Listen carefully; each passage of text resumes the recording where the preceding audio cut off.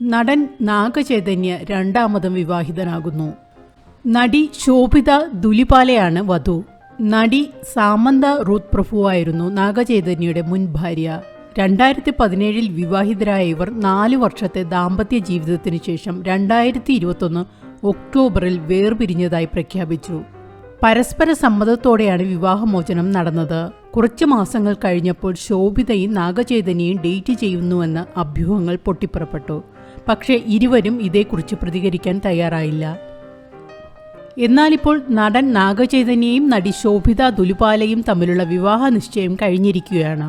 ഹൈദരാബാദിലെ നടന്റെ വസതിയിൽ വെച്ചായിരുന്നു വിവാഹ നിശ്ചയം. നാഗചൈതന്യയുടെ പിതാവും നടനുമായ നാഗാർജുന അക്കിനേനിയാണ് വിവാഹ നിശ്ചയം ഔദ്യോഗികമായി പ്രഖ്യാപിച്ചത്. ദുൽഖർ സൽമാന്റെ നായികയായി കറുപ്പ്, മൂത്തോൻ തുടങ്ങിയ മലയാള ചിത്രങ്ങളിലും ശോഭിത അഭിനയിച്ചിട്ടുണ്ട്.